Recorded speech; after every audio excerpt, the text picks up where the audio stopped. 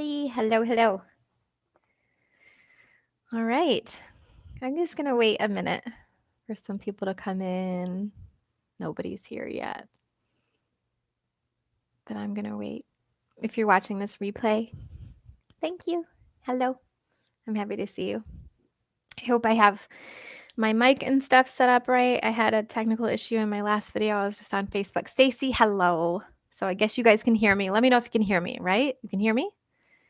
Got a bunch of people on already. This is amazing. Happy Friday night, you guys. It is 5 p.m. here, which means it's 8 p.m. where most of you are. So thank you for being here and spending your Friday night with me. Good. You guys can hear me good. Hey, Scott. Hey, Brenda. Hey, Spenny. Where are you guys watching from? Where are you at right now? Got a bunch of people here already. Brenda is from Mesa, Arizona. Not too far from me. I'm in Vegas. You guys notice I have this new fancy background here. It is not for any other reason but to hide the crap behind me. Spenny's in Florida. Wendy's in Nova Scotia. Awesome. Chilly up there, huh? Kim's in Pasco, Washington. Amanda in Alabama. Scott, day 6 of Eat to Live. Dude, I'm so proud of you. Keep it up, man. Make 600 days. Make 6,000 days. It's going to be awesome. You won't regret it. Christine from Massachusetts. Stacy, excuse me, from Georgia. Brenda was in Vegas last week. Awesome. Nora, you're awesome. You came over from Facebook. You saw me in the last one. And Larissa came too. You guys are so sweet. I love you guys.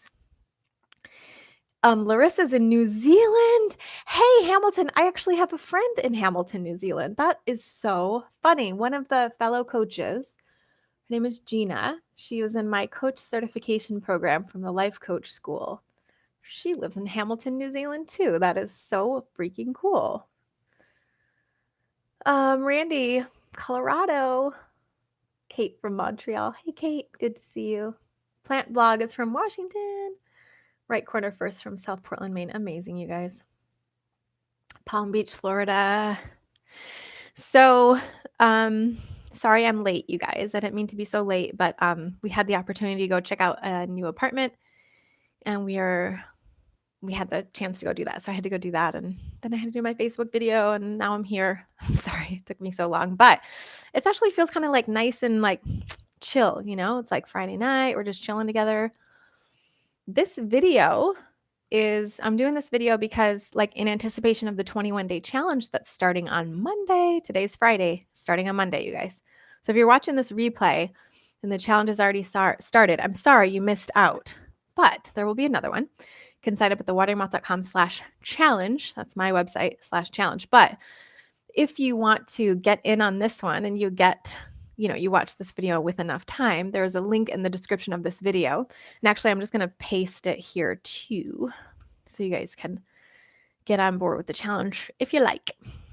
It is super affordable. It is 21 days of all new recipes, always. Meal plans, grocery lists, prep instructions. I take every single bit of thinking out of this for you for 21 days. So you don't have to think about anything. And the biggest thing you actually get is the understanding of the quantities of how much food to eat so that you don't feel super starved and stuff, okay? So I'd love to see you guys in the challenge. There are hundreds of people that join every time. I've got so many people in here already. There's an included Facebook group too, and you guys should see the action in there. Everyone is so excited, getting ready and cheering each other on already. So something you got to check out. Now this call, like this video I'm doing right now, is for Q&A. So if you guys have any questions about anything, really, like anything to do with Eat to Live lifestyle, let me know. So I'm here to answer anything. But also I wanted to talk a little bit about the challenge itself in case you guys were interested, wanted to know more about it, or I have some stuff I can talk about too. So we're going to kind of like let this call be how you want it to be. But if you have any questions, type them in right now. Let's get some of your questions going so I can start to answer questions, or I'm just going to move into my like little thing I was going to talk about today, but you can do whatever you want. What other plant-based YouTubers do I like? That's a good question. Let me think. Well, I like Your World. I think his name is Dylan. We're going to do a collaboration at some point, but he's super busy with launching physical products right now. He just launched a line of sauces, which is awesome because I think he does like no sugar, no oil, no salt too. So that's great. And like who else? I don't really. Okay, I'm going to admit something to you. When I watch YouTube, I watch celebrity interviews. I don't. And yesterday I watched a bunch of tow truck videos because my daughter loves tow trucks and cars and buses and things like that. So if it's not tow truck videos, it's celebrity interviews. I don't really watch too much else, but I do really like Dylan's page. Yeah. Let's see.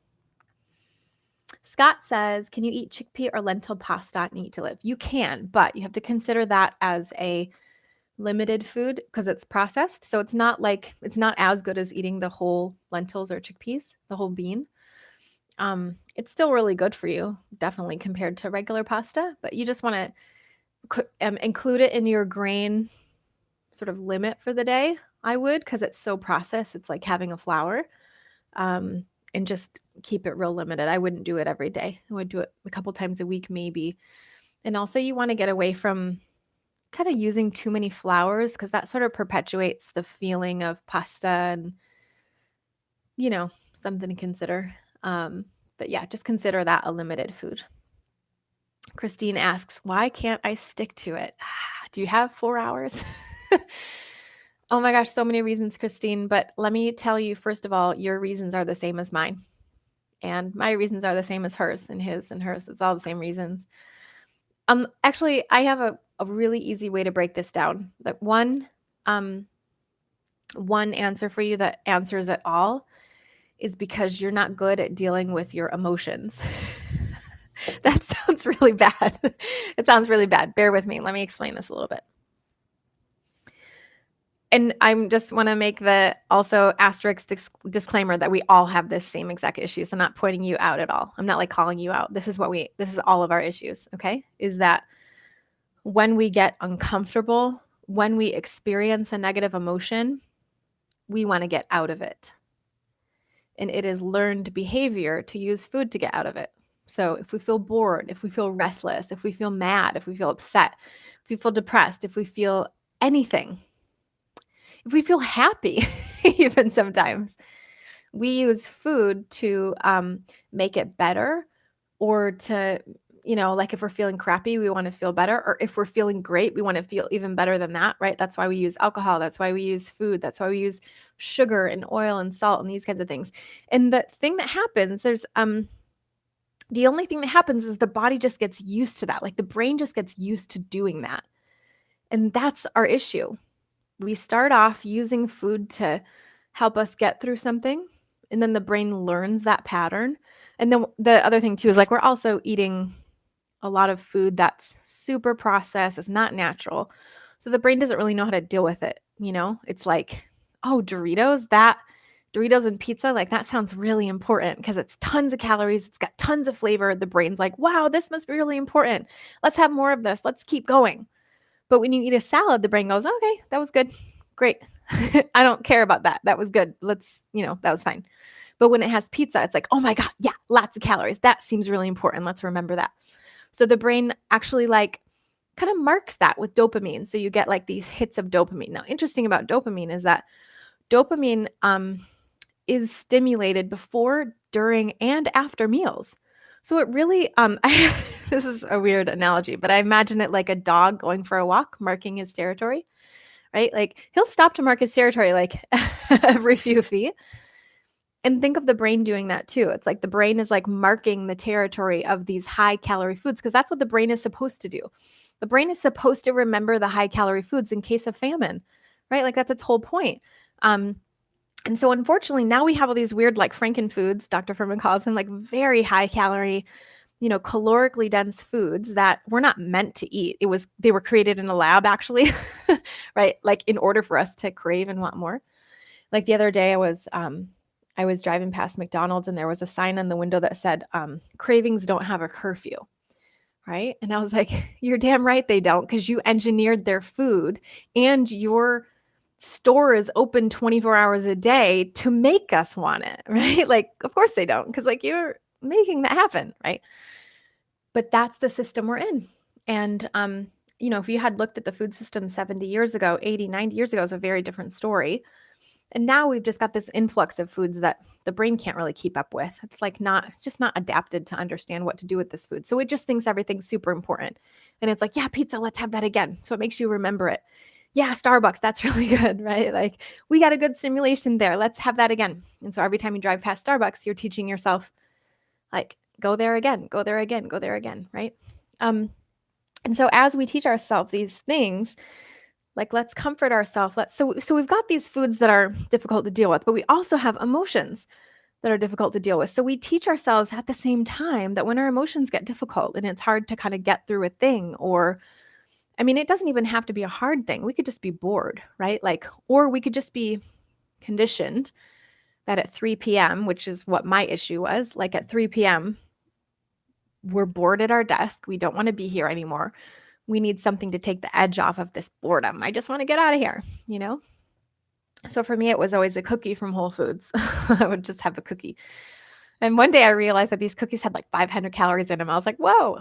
But like, I taught myself to eat that food every day at 3 p.m. because I was trying to get out of boredom. But what if, now here's this is a really long answer, but this was a good question, right? What if every day at 3 p.m., we're at work and we're like really bored? What if we were just bored? What if we just felt uncomfortable? Right? Like, what if we just were like, this sucks. Every day at 3 p.m. sucks because I'm tired. I've done so much work already. I don't want to be here, but like, this is just what 3 p.m. is. Right? Or 6 p.m. or 9 p.m. for some people. Like, like we all have these moments during the day that we're conditioned to want to get out of a feeling. So usually for me at work, in the office, it used to be just like that boredom of, I only have a couple hours left. I want to get out of here. For some people after dinner, it's like, I'm used to having dessert, so I need something to give me that little boost. Or 9 p.m., I'm used to I'm used to watching TV at this point. I'm just used to eating. And so like, what if all of these, first of all, what if we notice that? What if we notice what our hard time is, right? Like, what is our difficult time? So we could first notice that. Then we start to notice, what are our thoughts happening during that moment?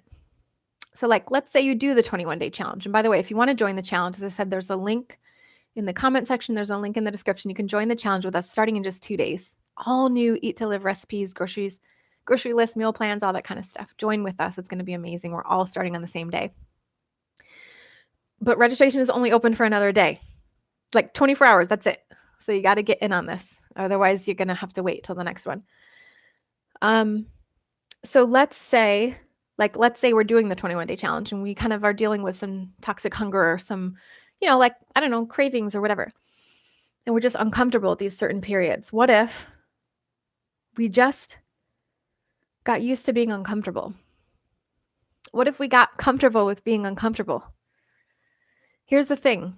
Human emotion is positive and negative. It just is. It's like physics or something, right? Like, it's like mathematical. You cannot have positive emotion without negative. You can't understand it. You can't appreciate positive emotion without knowing what negative emotion is. So therefore, because like, let's say you only had positive emotion. Now the really positive emotions are going to be the best ones, and the not so positive ones are going to be your negative, right? So you're always going to have a spectrum, and we all have different spectrums anyways, but they feel relatively wonderful and terrible. We all have these emotions, like the bored ones, the angry, the upset, the restless, the depressed, hating our body, whatever it is, guilt over something, all these negative shame, humiliation, all these negative emotions that come up naturally just because we're human. What if we just felt those emotions and accepted them instead of eating to make them go away, right? Because like, if you eat to make them go away, sure, they'll go away. But then you got like a whole new set of negative emotions, which is guilt and shame and anger at yourself and frustration, right? It's like you got rid of that one little first emotion, but then you piled up 5 more on top of it. So what if we just felt the first one and like let it just process through, like Say something humiliating happens at work and we want to eat to make ourselves feel better. What if we just felt humiliated for a while?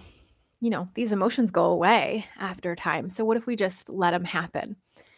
So those are kind of a couple of things there. Long answer, really long answer to the question, but this is why we can't stay on track. Because we're dealing with Franken foods. We're dealing with foods that we're not equipped to deal with. And we're not good at regulating our emotions. We're not good at just feeling our emotions. This is what my private coaching is all about. This is exactly what I do with clients on a very deep basis. The 21-day challenges are how to do the food part and a little bit how to start this mindset stuff. But so first you have to learn how to do the food part because the food part helps. I think it takes you 50-60% of the way. But the next step is to get the emotions figured out, right? Because it's all well and good if you know what to make, but it's not if you don't know how to eat it, if you can't eat it consistently for the rest of your life, right? Okay.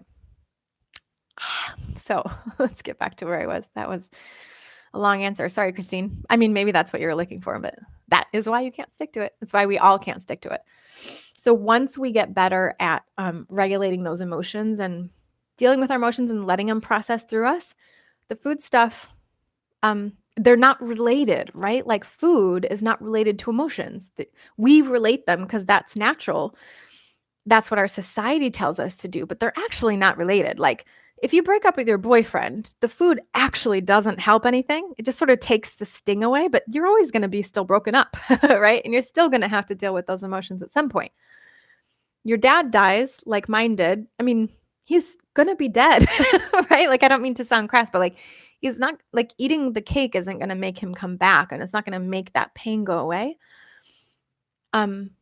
It's just going to numb it for a while. It's just going to dull it for a while. But then you're adding also weight gain and guilt and anger and shame and all that on top of it too. What if we just dealt with the grief, right? Of losing a relationship or losing a parent or not getting that promotion or our friend saying something crappy to us or whatever, or having a bad relationship with a parent or something like that. What if we just dealt with that instead of putting the food on top of it? Okay. So let's get to the other questions. Nora says, currently I only have a hand blender. How challenging will this be for the 21-day challenge? I don't know. I've never used a hand blender for, smoothies and stuff. You'll have to see. I do know some people that have done that before.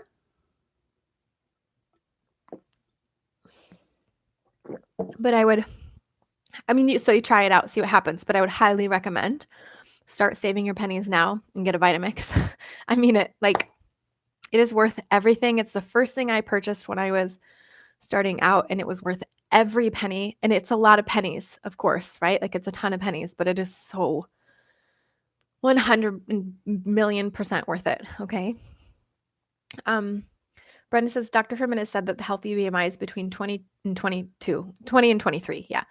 A BMI of 22 would put me 15 pounds lighter than I am right now. It seems like an impossibility. Well, it's 23, 22.5, 23. It depends on which source you're reading of his, which book or which blog post or whatever. It varies between 22.5 and 23. But also, when something feels like an impossibility, that's just another mental thing, right? That's just a thought of yours. That is, I don't mean for this stuff to sound crass, but it's just a story you're telling yourself because you've never been that weight before, right? If you've lost 50 pounds to get to where you are now, that seemed pretty impossible, right? But it's just 15 more pounds. It just requires a different set of actions or intake or whatever. I don't know what your weight is going to be, but the point is also that we don't choose it based on the number either. The BMI scale is such a rough estimate. You've got to understand that too. So the way that I want you guys to decide what your actual nutritarian weight is by knowing that you're at that place, and you got to be honest with yourself. Are you at the place of you don't really get cravings anymore? You just eat what you're supposed to eat. You don't snack and you don't care. You could never have dessert for the rest of your life and not care. And you're getting enough calories and nutrients and things like that. If that's you, your body will not, if you just listen to your hunger signals and you just eat what you're supposed to eat and you don't eat any more than that, and you don't have to diet, and you don't even have to do challenges because like you just eat this way. What will happen is that your body is going to tell you which weight you're supposed to be at, not you, and not the BMI chart and not Dr. Furman. Your body tells you exactly where you're supposed to be because you have gotten to that place. So it's hard because most of us aren't there. I'm not perfectly there yet. I'm getting there, right? That's the goal. But we want our body to tell us where we're supposed to go. So Brenda, that's it's a lot of work. It's a big change maybe for many of us, but that's actually how we find out where we're supposed to be. Okay? So if you're there, then you'll be done. And you'll know that it'll be easy to know that you're there, right? But if you still experience those things like cravings and stuff like that, you got a little ways to go, yeah, which is totally fine. That's totally okay. Most of us still have some of that. Scott says, when you first started ETL, how did you handle your coworkers and friends questioning your meals? You know what, Scott? That is, I like to think of it as just like the initiation, right? Like you just have to go through that for a while. You're going to get there. But pretty soon, what's going to happen is that you're going to keep doing this so much. And then people are going to start to just like identify you as the guy who does this really weird thing. And they're going to stop asking questions. They're going to stop making comments because they can't sway you, right? Like it's just going to be what you do. So don't be defensive. Don't just like lovingly, answer the questions and take the ribbing. And, I always like to think to myself, like, man, the last laugh's on you because you know how many nutrients I'm getting, you know how much fiber I'm getting, and you know how much I'm increasing my longevity. And I've been at this healthy weight for years. But like, you know how easy this is for me now. Like, but here's the thing also, Scott. Your coworkers are ribbing you because they wish they were doing it, right? Because they don't understand why they can't, because they don't understand how anyone could in today's society. Like they don't get it. So in a way, they're jealous. They wish they understood it more. They can't understand how you could possibly do it. And so that's where their ribbing comes from. It has nothing to do with you, right? It's everything to do with what they're thinking. And so they're going to have to just get to a place where like, well, Scott's like, what's the word? Like unmovable or something, he's unshakable. Like there's nothing I can do or say to Scott that's going to change him. And wow, it's interesting that I wonder how he does that, right? Because then it turns to, I wonder how he does it. If he can do it, maybe I can, right? That's what's going on in their head, but they're not ready to say that kind of stuff yet. And it just has to be your continuation of doing this and just doing what you do. And, don't get defensive. One of my favorite things to say to people is just, because it makes me feel better. They can't argue with that, right? Like they can't argue with how you feel because they're not in your body. Like if you start saying like, oh, it's just healthier, it's better for you, it's better longevity, whatever, that's kind of like pointing the finger at them, like you should be doing this, right? But if you just say, oh, it makes me feel better, or come up with a medical reason, right? Like I have high cholesterol or this or that, they can't argue with that, Okay, let's see.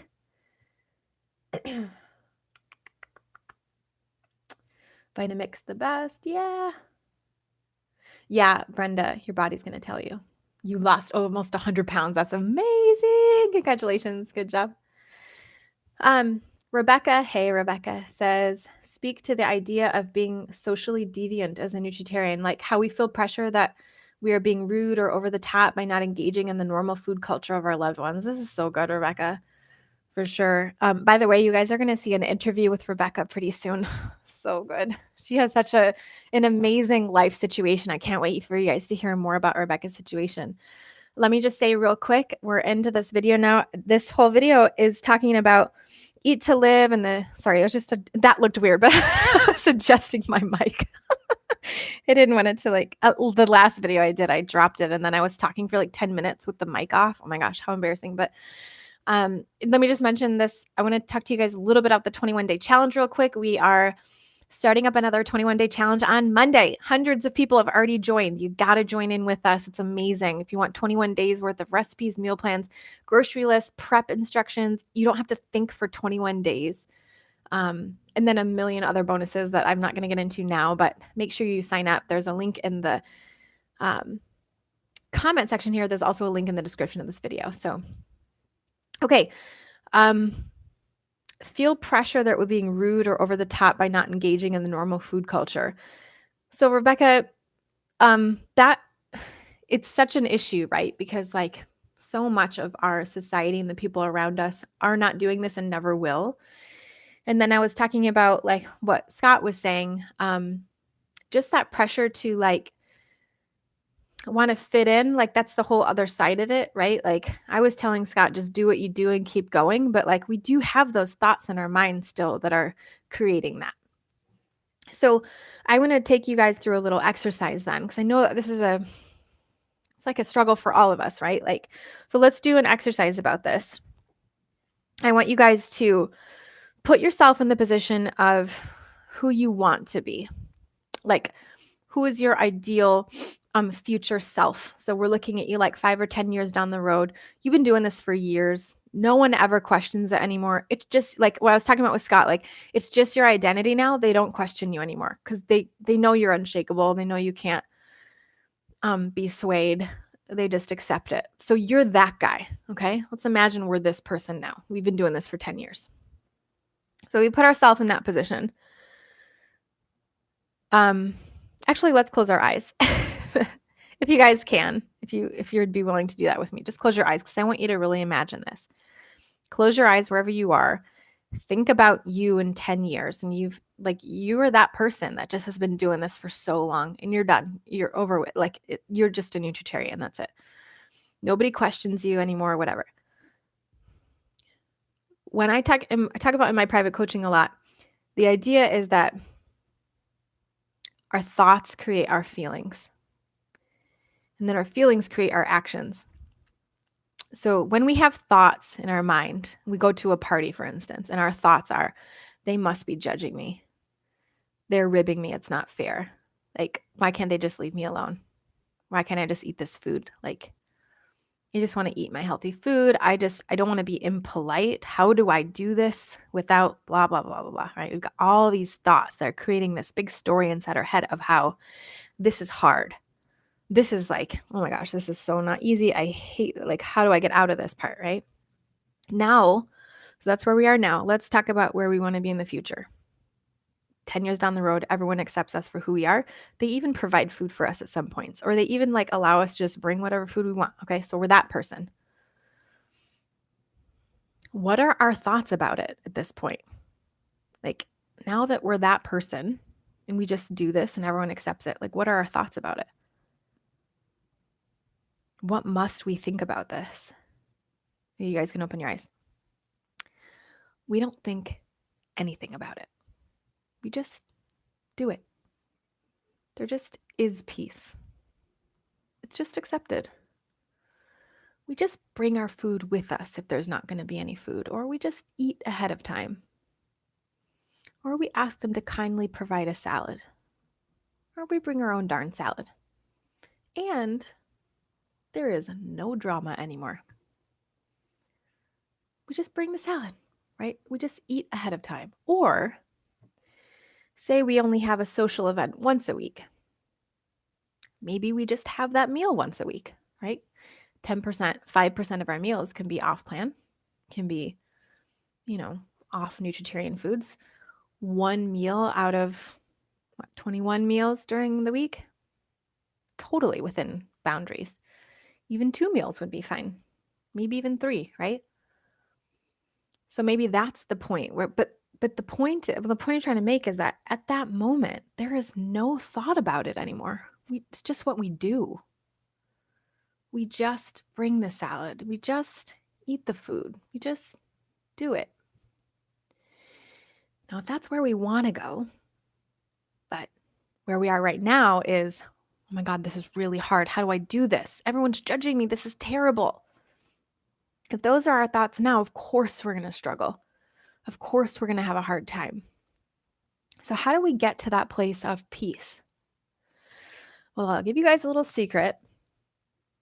You get to that place by thinking like that person right now. Now, the important part here is that you have to think like that person. So when you see those thoughts, this is the part where we start to really like think about our thoughts and notice our thoughts. But when we start to notice our thoughts of being stressed out and worried about what so-and-so is going to say, and I don't want to step on toes, and I've always eaten this stuff before. And like when we have those thoughts, we have to recognize them first. And then we have to go, okay, how do I get from here to calm and peaceful and whatever? I have to put down this story. I have to put down the story of this is hard. They're judging me. Their judgment matters. What I eat in this situation matters. I got to put down that story. The story doesn't serve you at all. Now, there are people in the world, I'm included. Wasn't always this person, but there are people in the world who would go to a party and just not eat the food. Right? Like, I don't eat that way. And they know it. I ate before I came. I didn't come here for the food. I came here for social, and so hostess of the party knows this about me by now, right? There's a place, like I was talking about with Scott, like it's going to be uncomfortable for a bit. There is a place where you're going to feel some discomfort because the distance from this story to that story is discomfort. Like it's shifting. It's shifting thoughts. But if we want to get to the place where we are that drama-free, easygoing, this is just what I do kind of person, we got to start practicing those thoughts now.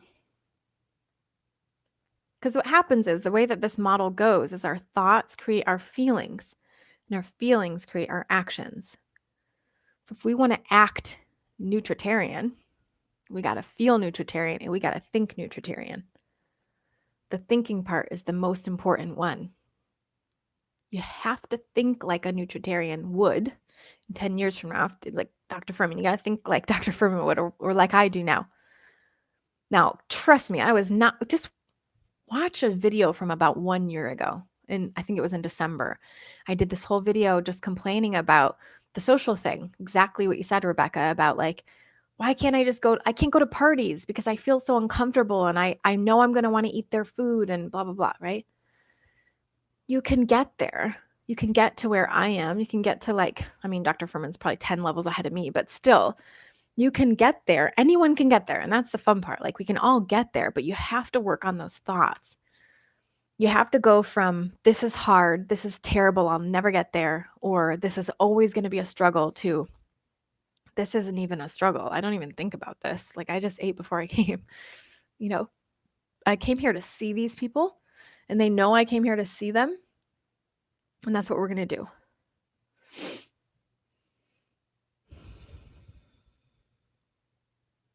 So this is funny. We got Mark Robinson who says, oh dear, your diet is so torturous. You all need therapy just to do this diet. Incorrect, Mark. No. Actually, the problem is that the diet that the standard American diet is creating these issues. So too much salt, too much sugar, too much fat creates improper chemical balances, too much dopamine, too much of this, too much that.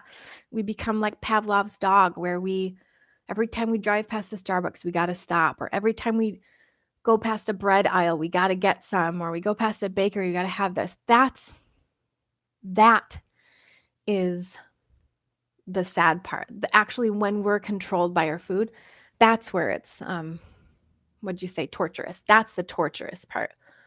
When we become out of control and we can no longer control ourselves because we just see a Starbucks logo and our mouth starts watering, right? Or we see a Pizza Hut logo or Papa John's or whatever and our mouth starts watering.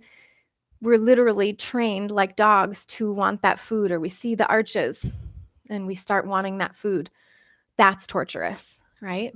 So if we can, and the problem is that we have decades and decades of this type of training and this type of, in a way, brainwashing to see all the advertisements. Like just, it's so weird. Watch a commercial.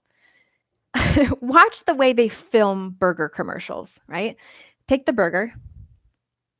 They get a camera so close up to that burger, like so close up that you can see all the drippings, all the, bumps on the meat and the And of course they have to like really doctor up this burger to make it look beautiful because that's not what you're eating when you go there. But they get so close into it, and like, pardon the expression, but as if it's porn, like for real, this is a money shot of this burger.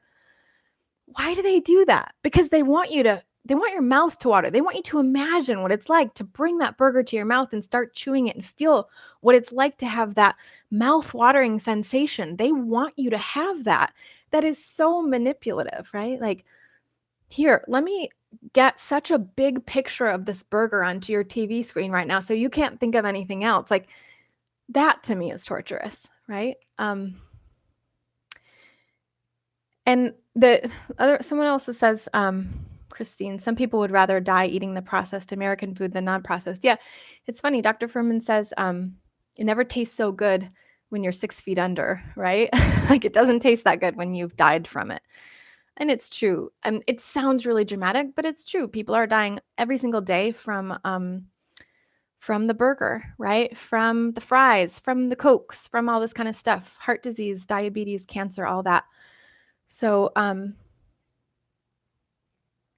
yeah, Mark. Oh, by the way, so you say I'm not tortured because I eat lots of meat like my ancestor did for 2 million years. It's a breeze. So I don't think this is the right channel for you, right? Like, I mean, this whole entire channel is based on Eat to Live. We're just the type of people that want to eat this way. So I don't think it's the right channel for you. So let's see. Plant-based Bay says, what's your biggest tip for someone trying to follow a nutritarian diet? I think the biggest tip is what I said earlier about the mindset stuff, right? But I think the best thing you can do, especially if you're just starting out, is to do a 21-day challenge like we're talking about, right? So one's starting on Monday. If you want to join, there's a link in the description. But learn how to like put meals together, learn how to make them taste good, like without salt, sugar, and oil. Learn how to get the right quantity of foods so that you don't feel hungry. Because like typically when people go on diets nowadays, it's about portion control, right? Like Weight Watchers, you're talking about like points and how much of this you can have and how much of that you can have in order to make a meal. But then it's all about portion control, right? Like, don't have too much of this or whatever. Eat to Live, we're trying to do the opposite. We want to have the biggest meals possible. We want it to be mainly composed of greens and vegetables and things like this. So what I think is so important, and this is, I think, where a lot of people get tripped up in the beginning, is that they don't understand the size of the meals. Like, you really should be having these crazy massive salads, you know? And a lot of people think that they're having a big salad, and they actually are not. And then so many of them will do the challenges and go, oh, I see why I was so hungry, right? I was trying to make a meal out of just a little bit of salad or whatever. Like, nobody's going to be full on a small salad. You really have to have these crazy, weird looking salads that if they take you any less than 30, 45 minutes to eat, then you're doing it wrong. You know, you should be chewing like a cow. You got to get real strong kind of jaw muscles in the beginning, at least. So that's why I like challenges, because that was one of the biggest things too, is I wanted to show you, like, no, let me really show you how much you should be eating. So many people say when they do the challenges, they say, oh my gosh, I can't believe how much I'm actually eating and still losing weight. I can't believe I can do no salt and it still tastes good, that sort of a thing. So let me show you these kinds of things from my, 5, 6, 7 years worth of experience to give you that, like, take that, like, the learning curve out of it for you. Okay, let's see. Yeah, that's the fun part, Mark, is that we feel fantastic too. So great, we're all feeling fantastic. I'm glad about that. Okay, so this is kind of what I want to talk. I wanted to do these questions, but if anyone doesn't have any other questions, I want to just say real quick the sort of like little lesson I was going to give to you guys. I have actually done a video on this before, how to start now and just keep going. But I wanted to just leave you with this little note real quick. And I'm going to actually, I got this iPad, and when I did this video before, I did it on a piece of paper. So this is going to be fun because I haven't been able to really use this iPad for videos yet. So it's going to be a cool way of doing it. But how to start now and just keep going. The thing that I wanted to talk about was the difficulty part, right? Like those moments where we feel like we're struggling. And I'm going to just get my big fat pen here. So you could look at this and kind of imagine it like your journey. Okay, I'm going to do like a little graph here.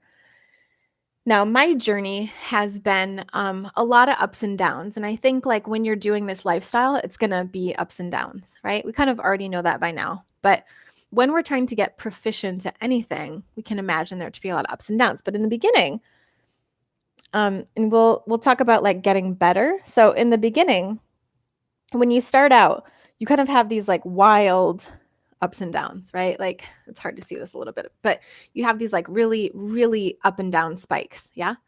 What we're trying to do is get to a place where they're not as spiky, right? And then I'm going to come down here to continue this. And then we want it to kind of be like just this like even flow, like no big deal, right? Like we're just sort of maintaining our weight, going about our business, doing our thing. This is where we want to get. And with Rebecca's question, this is kind of what I was talking about with where you want to go when you're like going to parties and you've got all this stuff going on, whatever. Like you want it to just be like just what you do. There's no drama anymore. This is also emotionally how it feels, right? Like this could be your weight, but it could also be your emotions about it. And I know this was what it was like for me too. But I want to make some points about the actual, I can't make it bigger because my hand's holding it. I want to make some points about this section here. Okay. So, oh, you guys are blocking him. That's nice. Yeah, we don't need people who don't care about the eat to live diet in here. So, okay. Thanks, guys. Okay, cool. All right, let's talk about this place right here because this is really, I think, what matters. So in the beginning, especially, and even way down the line, like I had periods like this way down the line where I still was struggling. These are the points that I want to talk about. These bottoms of the curve, right? Because up here, everything's cool. We feel great. We're doing awesome. We just did our 21-day challenge. We lost 10 pounds, which is a normal amount of weight loss, actually. 5, 10, 15. Even some people have lost, one person lost 22 pounds in 21 days, which was crazy. She had, I think, a significant amount of weight to lose. Of course, results will vary, but you can certainly lose lots of weight. But let's say you just finish your 21-day challenge. You're feeling awesome. But like there's inevitably place where you start to go down a little bit, right? Like now someone's not telling you exactly what to eat. You don't have grocery lists, all this kind of stuff. And you're getting to this like gained a couple pounds back or whatever. And now you're starting to feel like end of the world kind of stuff, right? But then like inevitably, but this is the important word, inevitably, there's always a place where you start to get your motivation back. Might be a couple weeks later, might be 6 months later, might be 2 years later. I don't know. It's different for everybody. But say you get your motivation back and then you start to come back up again. That's cool. But like then maybe something happens. And you're not super good at like, as we were talking about, regulating the emotions yet or dealing with the parties or, you know, the donuts at work or whatever it might be. I mean, you're just not great at it yet. You will be, but maybe you're just not yet. So like down here. But this is the part that I want you guys to notice here because this is the important part. That didn't come out very good. That's green. There, now you can see it a little bit. But these points down here are the important points. Now, what I want to say about them is that they are natural, normal, and to be expected. But the problem is that we don't want this to happen ever, right? Like I was talking about, Moo has to be in this video now, of course. Oh, it's dinner time. They're bugging me because they want dinner. We don't ever want to have this negative emotion. We always want to be up here. So we get really frustrated when we come back down and we have to feel this again. But what if this was just normal? Yeah, like we were talking about before. What if the down parts were just like 100% expected and normal and they just are what they are, right? What if we went into this journey thinking like, it's going to be hard sometimes. I'm going to have to get through this part. So then like maybe the first day or two of having a down moment, we kind of forget that we're in a down moment, right? But like, what if then we go, oh, wait, I'm in a down moment. This is normal. That thought shift right there is what I want to kind of like draw attention to. where you realize you're in the down moment. Yeah. Like, can you realize that when it's happening? We do. We know we're feeling crappy, right? We know, like, oh, what's wrong with me? Why can't I get this right? What if instead of thinking, what's wrong with me? Why can't I get this right? What if we instead thought, this is normal? This is part of the journey. It's okay. And then we didn't beat ourselves up. And then we didn't feel guilty and depressed because of it. We just thought, mm, sometimes it doesn't feel so good. That's okay. I can be uncomfortable for a little bit, right? And then, some point we go back on the uptick again. What I'm telling you is that being able to accept these moments for what they are and like being completely okay with it, but like for real okay with it. It's not going to happen the first time you recognize you're in one of those moments, but you get better at it and better at it and better at it. And you don't pile guilt and shame and beating yourself up on top of it. You just go, oh, this is going to feel uncomfortable for a minute till I get my game back, right? Till whatever brings me back up again, right? Like lack of motivation occurs sometimes. It's totally okay. It's normal. It's normal to feel like crap sometimes, right? If we made that just part of the game, it would be so much easier to come back from it instead of having to also come back from beating ourselves up, you know? So that's kind of what I wanted to talk about. Kristen says, you have mentioned several Buddhist concepts, which I think are helpful. Right now, I think what you're talking about is the concept of not getting attached to our emotions, 100%. What I mainly teach in my coaching is like how to get more zen about stuff, right? Like how to accept the way that life is, how to accept, and not just life, but like our emotions are this is normal. It's totally normal to feel bad sometimes and not getting attached to good or bad, right? Like these things are hard to understand at first. And I talk so much more about this in my private coaching, my group coaching, and then my programs to come. But if we could go through this, if we if we could go through this journey, dang it, sorry guys. If we could go through this part of the journey here without also like adding on top all the negative thoughts about ourselves and thinking there's stuff wrong with us and whatever, we can also go through with it without that. It makes us get to this part and then this part so much quicker. Because you know what happens then is like once you have no drama about it and you don't beat yourself up and you don't worry when you're in a down moment, then the up just starts happening again. Right? Like it just makes those down moments not happen. Now, I'm not just talking about with Eat to Live, of course. This is like life in general, right? Like so and so passes away, or so and you don't get that promotion at work, or you don't you're getting a divorce or something. Like, hey, sometimes divorce happens. I was divorced. I've been divorced once, right? Like this is a thing that happens to people. Totally normal. We don't have to pile other things on top of it. We can just go through the crappy part of like, separating from somebody, and not have to pile stuff onto it.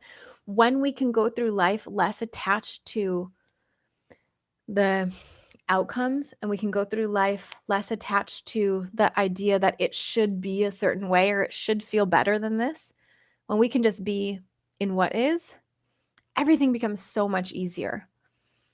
And then, of course, like weight loss becomes easier too, because when we beat ourselves up on top of stuff and we say it shouldn't be this hard, it should be easy, that's when we get disappointed and then it makes it worse, right? Yeah, just recognize it and let it pass. Okay. That is the kind of like little lesson I wanted to give you guys. It's different than the way I delivered it in my video a long time ago. So you might want to watch that one too, because I think I delivered that one really well, but it's just kind of different concepts. That one was called the same one as this one, which is how to start now and just keep going. So I love you guys. I'm so glad you spent some time with me. Kristen says, be more mindful of the small things in life that are beautiful. Yeah, it's true. And I think it's just really important to recognize that we're going to have negative feelings. We're going to have moments of boredom. We're going to have uncomfortable restlessness that we want to get through. We're going to have breakups and deaths in the family and people saying mean things to us and whatever. But if we can accept that those things happen without using food to pile on top of it, and then also beating ourselves up on top of that, then this becomes so much easier. Okay. Yeah. That's what I wanted to talk about today. You guys, 21-day challenge is starting in, oh my gosh, like 2 days. Friday, Saturday, Sunday, and then Monday, we start first thing, bright and early. Everyone's going to be making the same recipes, the same meal plans, same grocery lists. Everyone is getting their shopping done today and tomorrow, and then you have a little bit of prep to do on Sunday. Let's get this thing going. I'd love to see you guys in there. Now, there's a link in the description of this video. There's also a link in the comment section somewhere. I put a link in there. So I want you guys to join the challenge. It's going to show you how to do the meals. It's going to show you how much to eat, how to put it together, and how to prep easy, right? Like instead of doing all the things at once, it's going to tell you how to break it down. Just do certain prep on certain days. Some days you don't have much prep at all. And we've already thought of all that for you. Nancy, my amazing recipe developer, helped me. She always helps me with these challenges now. She's so, so good. And we did something new this time where we actually had some of you guys do the recipe testing too. So some of the challengers you guys are going to be with actually help test these recipes too. So this has become such a community event. I love this so much.